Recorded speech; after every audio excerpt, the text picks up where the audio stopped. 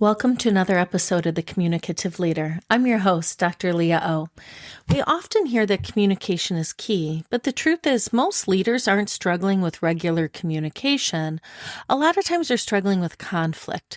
They're avoiding the hard conversations, letting boundaries blur, and allowing tension to simmer until it just stalls progress. Today's guest, Dr. Jen Fry, argues that talking isn't enough. We need the actual skills to navigate conflict if we want to build a culture of innovation. Dr. Jen Fry, an international TEDx speaker, tech founder, and conflict literacy expert. She's also the founder of Jen Fry Talks. She works at the intersection of conflict and culture, helping teams move from being leveled by conflict to leveraging it for growth.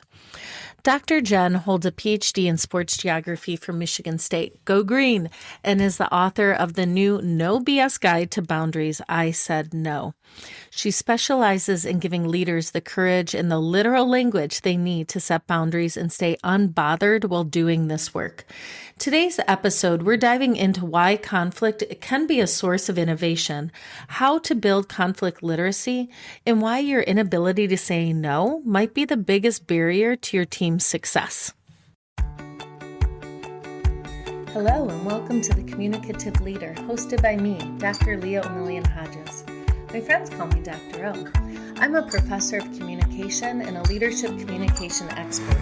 On The Communicative Leader, we're working to make your work life what you want it to be. Dr. Jen, welcome to The Communicative Leader. I'm so excited that you're here with us today. And you have this really unique background as a sports geographer. And I'm wondering if you can tell me how geography shows up in sports. Yeah, so I think it's such a beautiful thing, but people don't realize how geographical sport is. So if you think about, there's a great 30 for 30 from ESPN on the Raiders. And it talks about how the fan base, whenever it moves cities, because it moves cities like 4 times, how the fan base changed. And so let me preface, I'm from Arizona. I'm a Gen Xer. I'm 45. And in my time, the Raiders were a very black and brown fan base. Like you would see Ice Cube and Snoop Dogg with the Raider hat on. And like if you had a Raider champion jacket, you were in the upper echelons of the world. Like you saw that the lowrider cars that bounce with the Raiders people, right? You saw a lot of the cholos and cholas that had Raiders tattoos. And so when we talk, and so I'd say anyone go watch that 30 for 30, because now you're thinking from a geographical perspective, it shows you how when they moved, it literally cut off that fan base. And then when they tried to move back, it didn't, because one of the aspects with geography, we have to think about who has access to get to facilities. Yeah. Because that, if you have access through trains and buses, it's going to shift the geographical fan base versus if you can only get there through cars.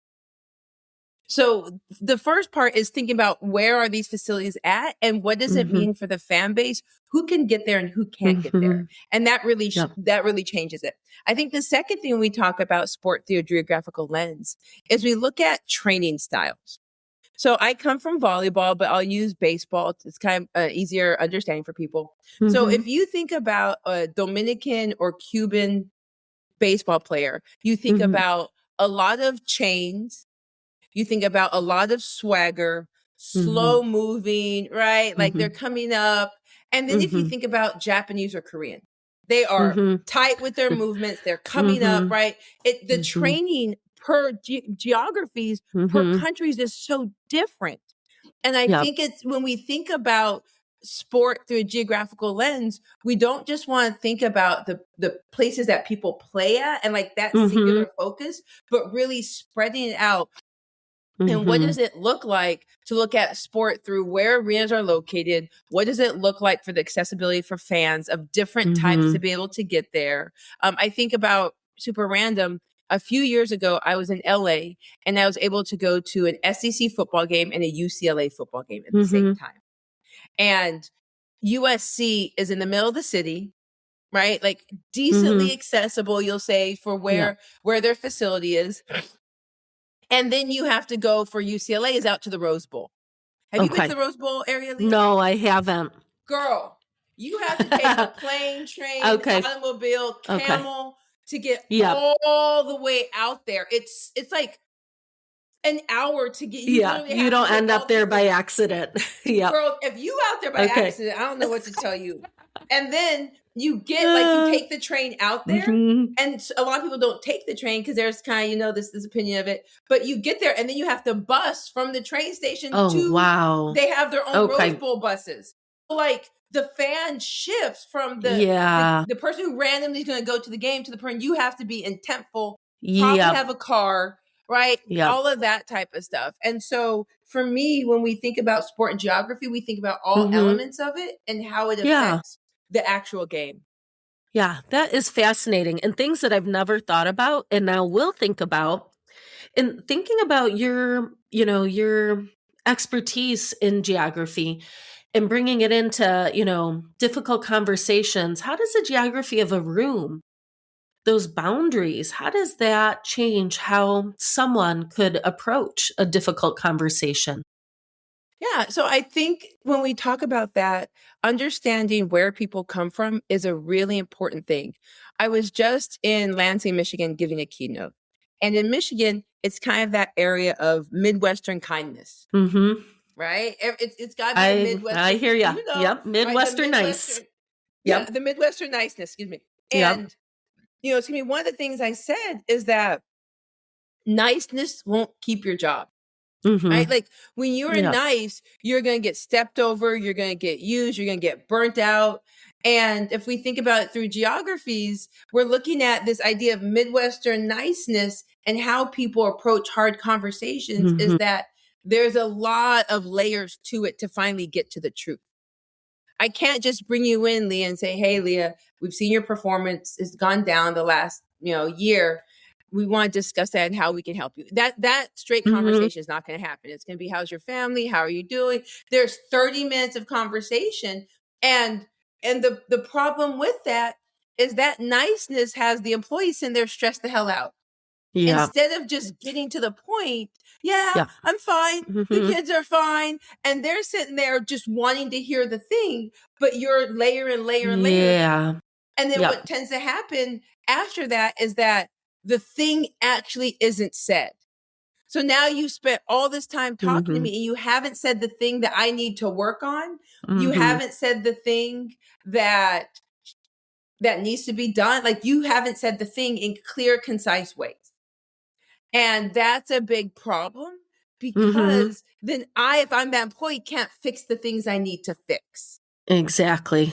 And so you have to think versus if you have a New Yorker in the room, Mhm. you bring him in there, you're like, "Yo, what are you doing? Yeah.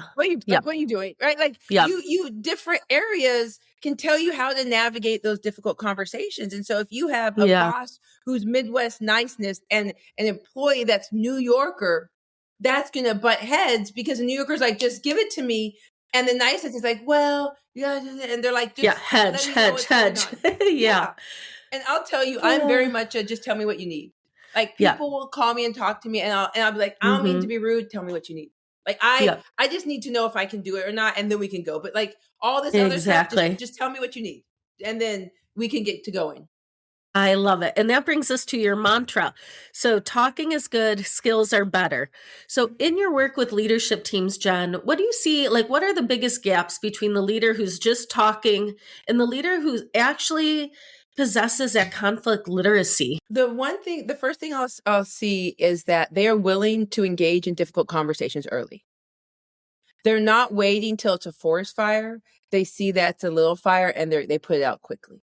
Right. So I think that's the first thing is that there's a willingness to engage in hard stuff early on Hmm. and not wait till someone's done it 4, 5, 6 times. And now Hmm. they have to fix it because people are about to leave and Yeah. right and work is down and money's down. Now they have no other obligation to fix it. And so now there's a lot more stuff that's having to be fixed than one small thing. Hmm. So I think the first thing is a willingness to engage in difficult stuff early on.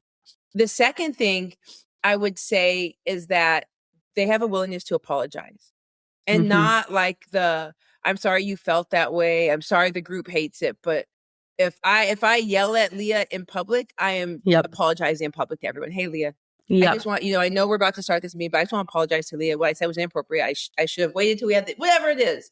And a willingness to apologize in depth about what they did wrong. I think that's the next thing. The third thing is one that has the skills is that they allow their coworkers to engage in conflict. And what I mean by that is that it's easy for supervisors to play the daddy role. And what I mean by that is the dad comes in the room and is like, quit arguing. Yeah. That's it. Strike one. Right? Like, exactly. Yeah. It's easy for coworkers, or it's easy for supervisors because of the power to just stop conflict. And when you do that, that is hurting everybody because now we can't figure stuff out. We just know now we can't talk about it. It's still there.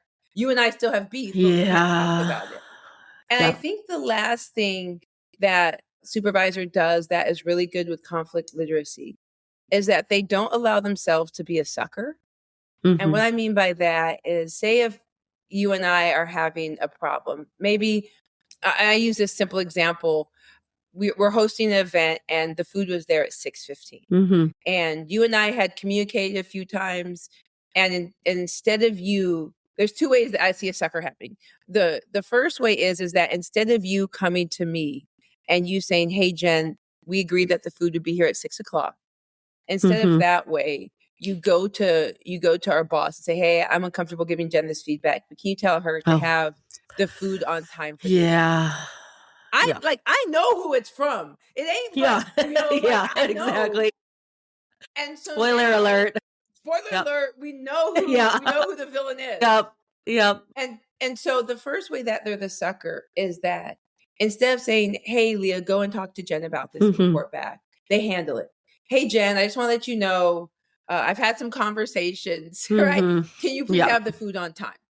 And then I say, what are you talking about? Here's the email that shows that we actually agreed at 6:00. Then they have to go back to Leah and say, hey, Leah, Jen showed me the email at 6:00. And then they're like, well, no, the text message. And now they're in the middle. They're battling out versus having both of us go through it. The second way I see that they're a sucker is when they do the whole anonymous thing. Hey, Leah, I have some anonymous feedback for you. I can't tell you who said it, when the event was. I can't tell you any of the contextual stuff you need to get better. But I'm just going to tell you that you just were a little too aggressive in the email. What email? To who? I can't tell you any of that. Well, what am I going to do with you telling me the barest of bare bones of this house? And I love that. And that leads us to conflict as innovation. And I'm so excited you see, conflict as a source of innovation. And that's something, I'm an organizational communication scholar. We embrace it. But most people, especially many leaders, they see conflict as a sign of failure or breakdown. So, Jen, from your perspective in your work, how can a leader shift that messaging to signal to the team that healthy tension is actually a vital component for growth? Yeah. Well, there's a few ways. The first way is that they have to be okay with their events, with their stuff being picked apart. We can't innovate if our boss brings the idea and this is the only right, this is the only thing that we can work on. And instead of us saying, well, it's missing a lid, the shape of it, instead of us doing that, we're like, oh my God, that's so great. So the first thing is how does the person in charge handle their idea being picked apart? The second thing about it is really push to have the thought process that the first idea is never going to be our best. Like whatever I'm in a tech company, and the first iteration is not going to make you the $1 billion company. The first iteration of anything is not going to be you have a raw diamond, and you have to sit there and you have to make it the diamond. And if you just put this raw diamond and say this is it, and then when anyone ever says, well, it's kind of dull, and you're like, no, it's not. This is it. You're not going to have this beautiful diamond. And so there has to be an ability to understand, like, your first ideas, they need to be manhandled. That when you put stuff forth, you're hoping it gets manhandled. And so yesterday I went to we have this really cool thing. I live in Baltimore, And we have this really cool thing called profs and profs and pints. Oh, cool. Yep. Yeah, and so essentially what happens at different like bars, a professor will talk about a topic, give it lecture style. And this one was talking about curiosity. And what was interesting to me was how uncurious people were.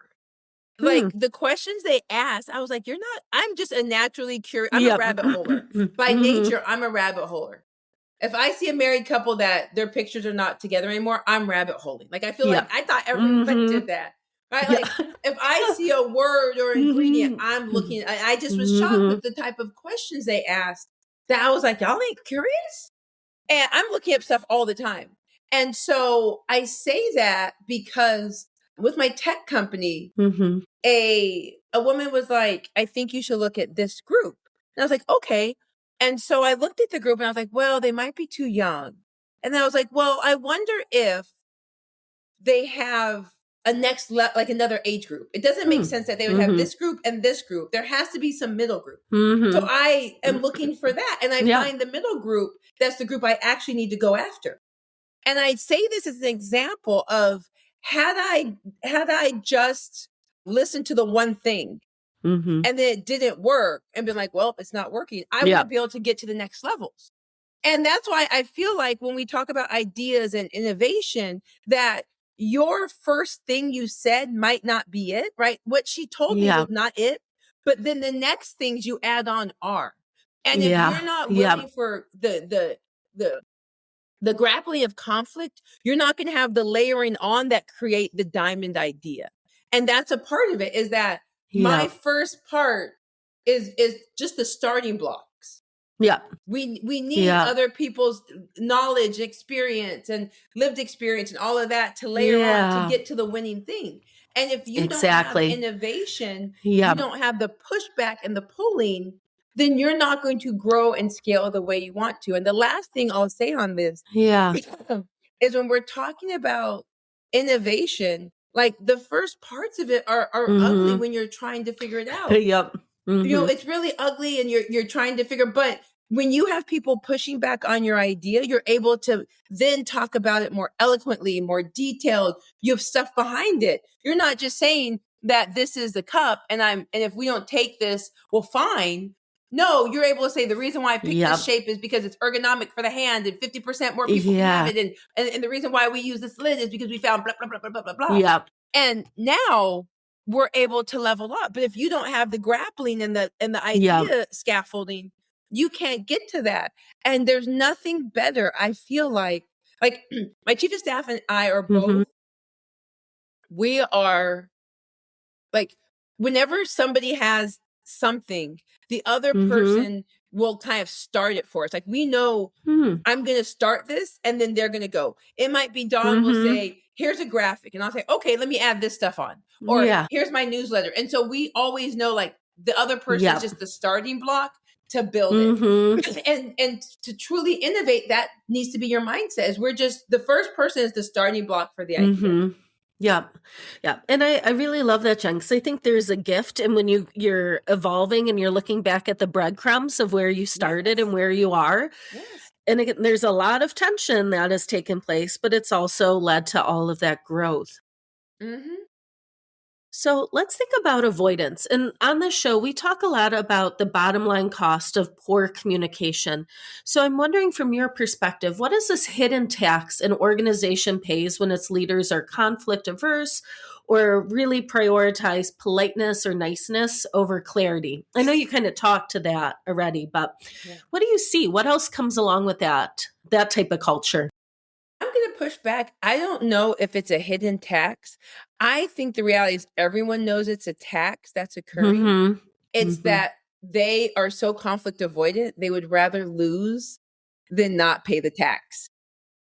Right? They would rather, because to be to not be conflict avoidant is a pretty strong thing. And here's what I say by that, is that if you are a boss that's conflict avoidant, all of your employees are going to be conflict avoidant because they're not going to, you won't give them the opportunity to engage in conflict. Yep. right? Like you won't, you're going to Yeah. consistently stop it over and over and over again. So the first tax we'll say is that your employees can't engage in conflict. They can't innovate. I think the second thing that's a hidden tax is that their relationships are not going to be deep. There's a beautiful quote I love. It says that conflict shows us the depth of our relationships. And if you don't have that depth of relationships, I can't call you at 6:00 on Sunday and be like, Leah, shit, I screwed up. And Leah be like, God damn it, Jen. Okay, let's figure this out. Right? Let's figure this out. Exactly. Yeah. There's not that. Because what happens if I call Leah at 5, she's not answering her phone. Yep. And if she does, she's so afraid that she doesn't want to get involved. Yeah. Yep. Because we know our boss can come down on us with conflict. I think the next thing that happens is that you have organizational culture of people just walking on eggshells and not saying the thing. Because they're so afraid that they know that they'll get their hand smacked if they say the thing. So they're not going to say anything. Yeah. I know people who are working with CEOs and they're having to tell them no, and the CEOs are getting mad because people don't want pushback. Right? Yeah. People don't want pushback. They want whatever they say to ride. And so then maybe one of the last things is that what happens with conflict avoidant people is that when you have people that truly engage in conflict, they become the villain. Right? They become the villain because great. What does Leah want to fight about now?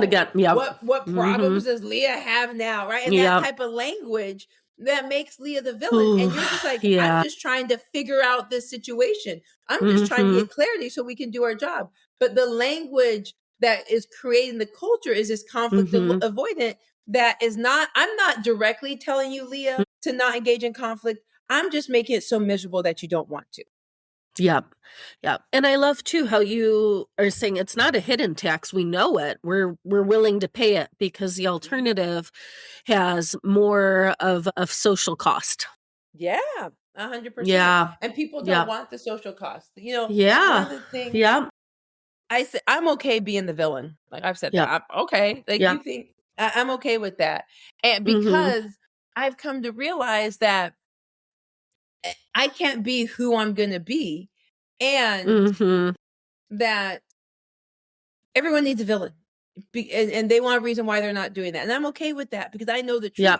I'm also 45 and I've worked and I own my own companies. Some people who are younger, they can't afford that. And that's what I tell people is that you have to be able to know at that point in your life what you can really afford. And it might be that you see things going wrong and you've tried to talk about before and you knew what was going to happen. And now you're like, hell no. And not only am I not talking about it, 5 o'clock comes.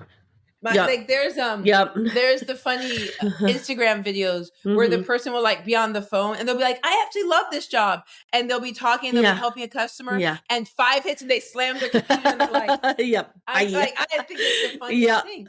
But that's the truth, right? That's the absolute truth is that you have these situations where people, they don't want to be around. They're going to stop dead at 5 because that cost of how they're being treated. And they're like, I'm not going to deal with it. I'm going to do my job. I'm not going to cause any waves and I will be gone the second 5 o'clock hits. Exactly. Yeah. Yep. It is that assessment. And you're right. And sometimes that costs are like not in a position to pay it. Yeah.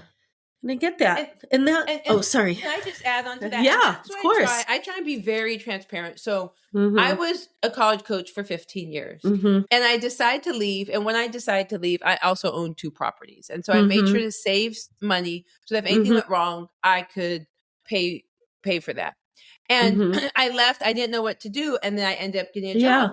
And so whenever anyone tells me about, like asking me about entrepreneurship, or asking me, should they leave? I say, I'm not going to tell you, like, quit your job, go into entrepreneurship, because you got 2 kids, you got a mortgage, you caretake your mom, right? Like, you do all that. I would be doing people a dishonor if I was like, no, you got this idea, quit it. what's the old saying? You leave your 9 to 5 to work 24/7.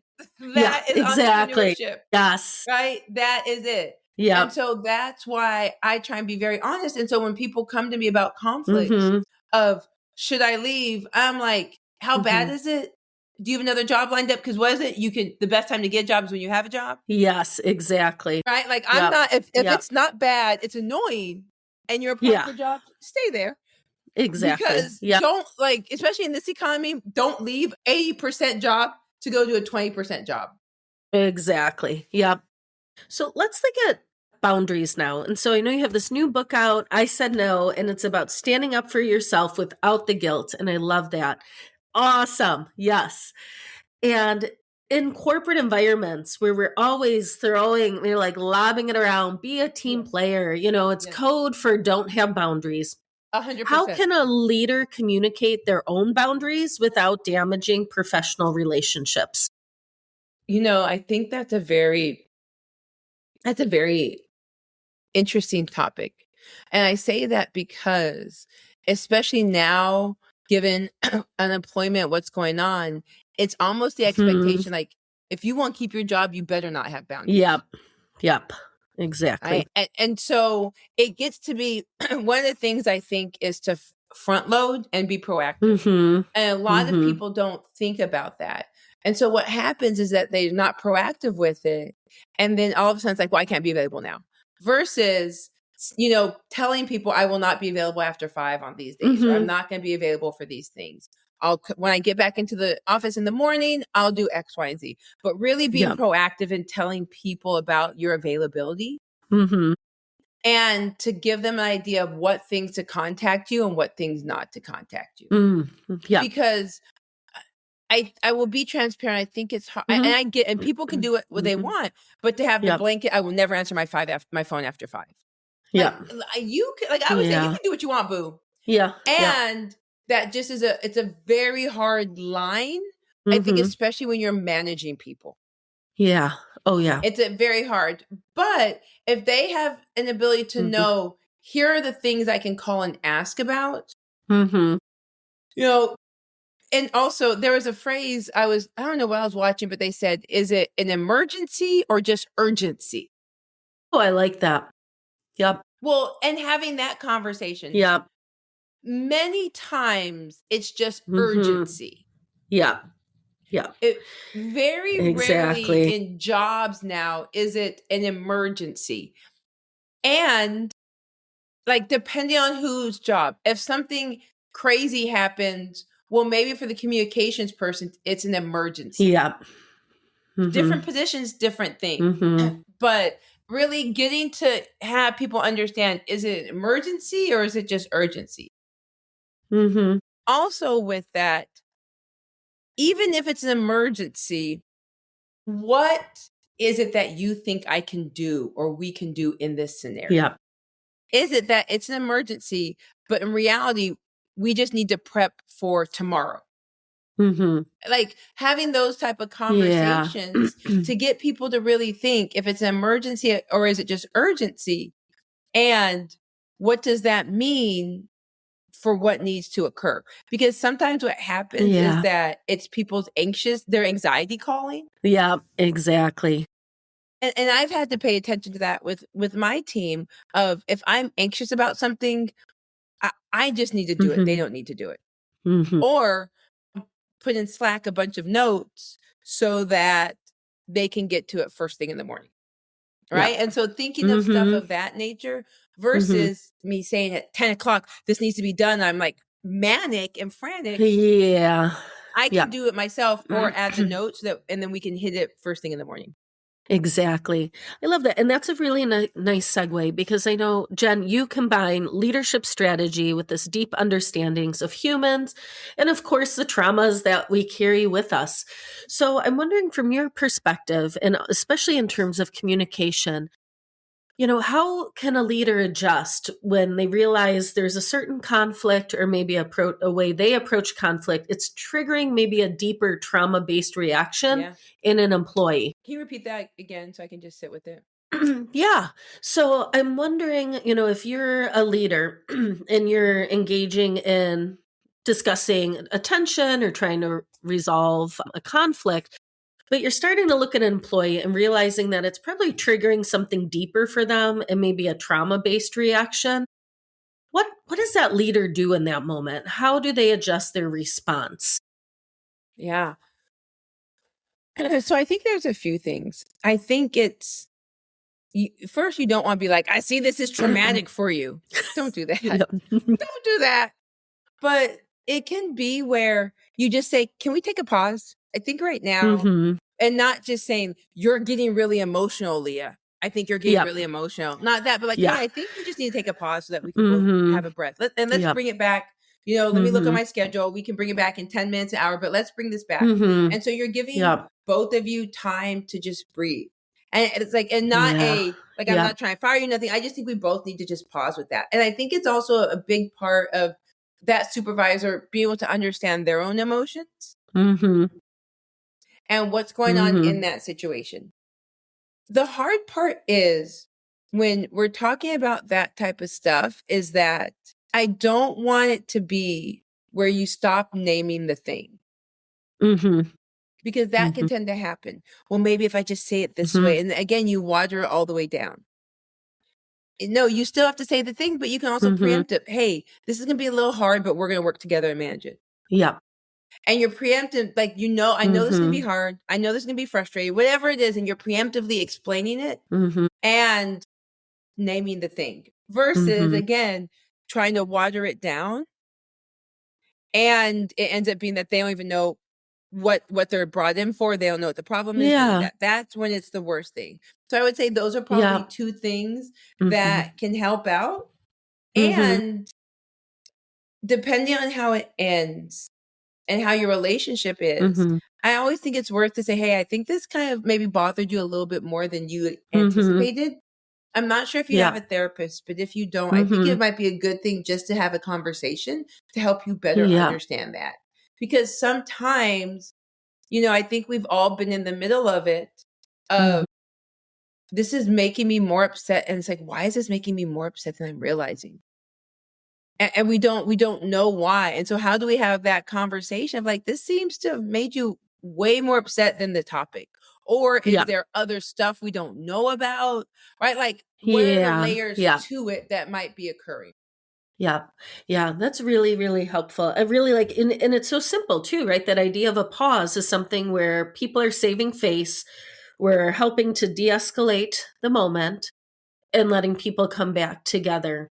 And that's a nice, I wanted to think about, those moments in meetings when someone is heated, right? It may be a perspective, it's starting to become more personal. So I'm wondering, Jen, what are, one or two go-to, maybe it's a phrase or an action that a leader can use to de-escalate a situation or address a person who seems to be really upset? So I think there are kind of two aspects of it. Is that first, are we naming the person who's upset? Or are we naming the problematic thing that was said? And if that was said, so I think there's layers to this. And I think the first thing is that if because you had mentioned kind of people going personal. If something was said that's going personal, and as a leader, you wait to see the person it was said to, what's their response. And if they're like, hey, that was personal, then allow them the space to say something. You're not coming in like, Captain Save a person. But if you notice that it keeps going on, that's when you're like, hey, I'm going to pause this. I understand, John, you're frustrated, but we're not going to be personal. So if you need to take a breather, we can come back to this, but we're not going to name call. We're not going to make it personal. No, I am. Yes, you are. The things that you're saying, someone would deem as personal. So if we need to come back, we can come back. And you stop it, you nip in the bud, and you name what it is. Because what I'll tend to see is some people be like, hey, we're not going to do that. Do what? Some people might think it's a conflict. Some people might think it's a thing. What are we not going to do? Exactly. And so you name what is going on and what the specific behavior is. We're not going to sit there and tell someone that everything that they did, everything that messed up with this is their fault. We're not going to do that. Exactly. And so you name the exact behaviors of what's going on. Yeah. And one of the things that Dawn and I think do well is that if we're mad and we have to take a pause, we can trust each other that we're going to have the conversation. Yeah. And I don't think Mhm. many people have that, right? They'll get mad, they'll have the Mhm. pause, and they use it as a time to never talk about it again. Yep. Versus the ability to have the pause and know that we're going to come back and do this. Like we're going to come Exactly. back and finish the conversation. And that's where a lot of people have problems, is that they they get mad, they have the pause, life Mhm. happens. Mhm. Maybe they do good on the next project and they don't talk about the thing. And how do we make sure, even if everything is good and dandy, we still talk about the thing? Exactly. Yeah, because you're like the elephant in the room is still in the room, whether we acknowledge it or not. Just because it's under the rug doesn't mean it's not still there. Yeah, exactly. So, Jen, one thing that you talk about, and I love this, is this idea of the importance of staying unbothered by others' feelings when setting Yeah. boundaries. And it's so important. And I think this can be hard for empathetic leaders in particular. Yeah. So, how do you communicate empathy while still holding a firm line that's not inviting negotiation? I had a phrase. I so I said that you have to build your feel bad muscle. Hmm. Because what tends to happen is that an empathetic leader will be like, I just feel really bad. You have to Mm-hmm. build your feel Yep. bad muscle. And Yep. you have to be okay and be able to feel bad and not Mm-hmm. have action with it. You have Yep. to be okay to be able to sit with it and to Mm-hmm. not make your feel bad have to be Mm-hmm. something. You could Yep. be able to be like, man, I feel really bad that I had to set the Mm-hmm. boundary, that I'm missing this Mm-hmm. thing because I have to go to my Mm-hmm. kid's recital. And Mm-hmm. I like, it's okay that I feel bad, Yep. right? It's okay. I Yep. understand that. Versus, I feel bad, so I'm going to move everything around to make it happen. No, you can feel bad and just feel Mm-hmm. bad, but then Yep. still know you made the best decision. Yep. I love that. That is so important. I think that's something I was just thinking of what a healthier work environment would look like if everyone learned that earlier on and Yeah. recognizing like it's okay to feel bad and know that I still made the best choice. And when everyone Yeah. has built up that muscle, right, then we naturally have more empathy built in to these relationships. Well, and I think the thing that people also know is, if I can get you to feel bad enough, you'll do it. Yeah. Ooh, If that I feels keep goading yucky. you Yeah. and goading you, you'll finally do it. Yeah. I am Yeah. now the queen. If someone says no, I'm like, yo, they said no. Yep. Because what Yep. people try and do is they'll try and keep going and keep trying. And it's like, okay, you said Mhm. no. Okay. Yep. And I think that's the thing, is that some people have been like surprised. Okay, you said no. Like, I ain't got time. Yeah. And Yeah. so to be able to understand that if I can make you feel bad enough, you're still going to do it. So I'm going to make you feel bad. Oh man, I just wish you could do. And that they do all that stuff. And Mhm. no, no, no. Yep. And Yep. so you have to build that feel bad muscle. You have to Yep. be okay with feeling bad and not having action behind it. Yep. So powerful. I promise you, Jen, that one's gonna stay with me. Yeah. I like, and there have been It's times so where I'm just helpful. like, Yeah. oh, like I'm like, I Yep. just feel so horrible. Oh, it's okay. Yep. Like, it's Yep. I'm glad you feel bad. I'm glad Yeah. you want to do it. You Yeah. have emotion, Yeah. right? I'm Exactly. so Yeah. glad. Mhm. And it doesn't mean you still have to do it, because there have been times, for instance, yesterday I'm on this board and they have this Mhm. event in DC, and I had flown back home yesterday, and it's like Yep. about a 45-minute train ride to DC. Mhm. I'm a 10-minute walk, but still, I mean, I have to make sure Mhm. everything's going. And I had Yep. appointments and stuff having to go. And I was like, man, I really Yeah. need to go there. I feel bad. I'm like, but I had tickets to this event Mhm. and I can feel bad, but still go to my Yep. event and do my things versus rearranging my whole schedule to be there. Yeah. It's okay if I Yep. feel like, it's Yep. okay. It's Yep. okay if you feel bad. Exactly. I love it. And I love thank you for sharing that example. Yeah. I think that's so helpful. So, Jen, with your Gen Fry talks, you help organizations harness diverse Mhm. perspectives. And I'm wondering, how does a leader communicate through some friction that might naturally arise when we have diverse teams? And like, how do we help them arrive at having these thoughtful conversations, embracing differences to lead to better decisions rather than siloing?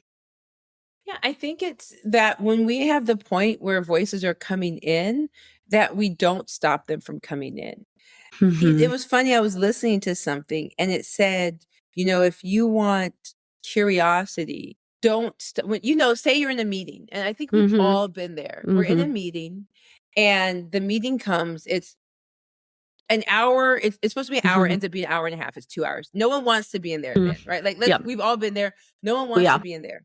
And then at the end, guess what? You have that one person. Yeah, So always. And what do all of us do? Yeah. Right? We're all like, are you serious? Like, are you? Yeah. And we're all like, you gotta be crapping me right now. And it's the person, they're gonna have a long and so I think with that example, here's a few ideas I would have. A, you gotta manage your damn time better. Yeah. Because if you're over, you're doing everyone a disservice and it's unfair to everyone. Yeah. Because now no one wants to ask. Some people have some amazing questions. They don't want to ask it because everyone wants to leave. And no one's going to invite the conversation in the way it should be. So you need to do a better job of managing your time.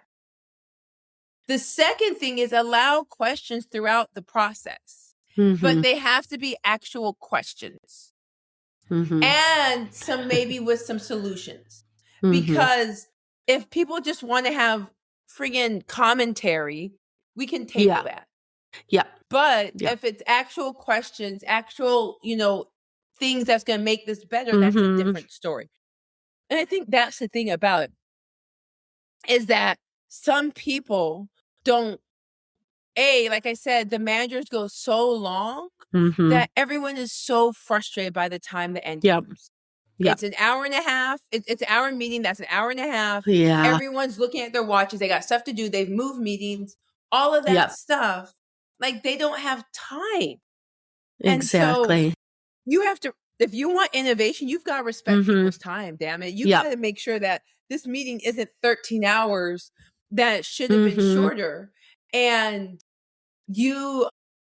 now you're wondering why people don't want to ask questions, because everyone wants to leave. Exactly. Everyone wants to go. Yeah. So I think that type of stuff. And I think it's also, when you're talking about innovating on something, it really is the questions that you're not asking are stopping the innovation. So say we're talking about these earbuds, my little French fry earbuds. Yep. And instead of being like, okay, y'all, what do we think about it? Well, what do you mean? Instead of that, saying, okay, friends, what do we think about the top making easy access to open source? What do we think about the easy way of grasping it? What do we think about the easy way of plugging in? What do we think about for the little hook thing? And be descriptive to get people, how can we do it better? Whose experience are we maybe missing? And so I'd be able to say, well, I think the first thing I would say is that in this, you can't see the light to see if it's charging. So how do we make that be seen? Do we need to put a hole there? What do we need to, and so you're talking through it versus just, okay, what do we need to do? And you're asking this big question versus maybe narrow in on it. Excellent. So, Jen, I have two final questions for you. They work together. This is the way we end all episodes of The Communicative Leader. So the first part is, what is the tip, the challenge, the advice for our titled leaders out there?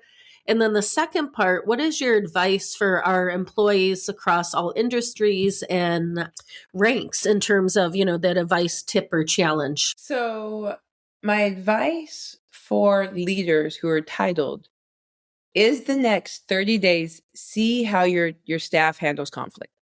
Like, literally just start paying attention. Yeah. See how it handles it. When do they bring you in? When do they CC you on? What happens when two people disagree? Just for 30 days, have it. I just need to see how everyone handles conflict. That would be my first piece. My piece for employees, staff, that type of stuff is no conflict through Slack, email, or text. Face to face or the conversation as soon as possible. Because if you have it in Slack or Teams or whatever your messaging advice is, you now have a show that everyone is watching. Yeah. We all have sat there and watched two people back and we're like, and then someone adds the emoji eyes. Someone adds a check mark, and now it's just fuel. And then there's side conversations. Now, baby, pull it off as fast as possible.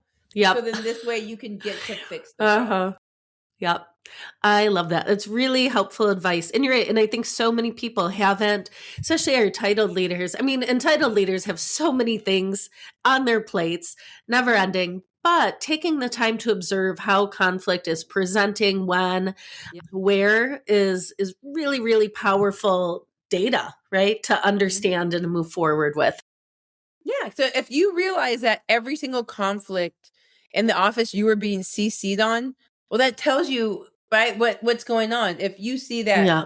people aren't talking about the thing, that people are exploding, like just take 30 days and say, how is conflict happening? And Yeah. if there's no conflict, then there's a conflict. Go and set it. Exactly. Yes. And Jen, this was such an insightful conversation. I've learned so much. I know I'm going to take away and start integrating so many of your tips. So I know it's really going to help our listeners. So thank you for sharing your time and expertise with us. Of course, Doc. I appreciate you having me on here. All right, my friends, that wraps up our conversation today. Until next time, communicate with intention and lead with purpose. I'm looking forward to chatting with you again soon on The Communicative Leader.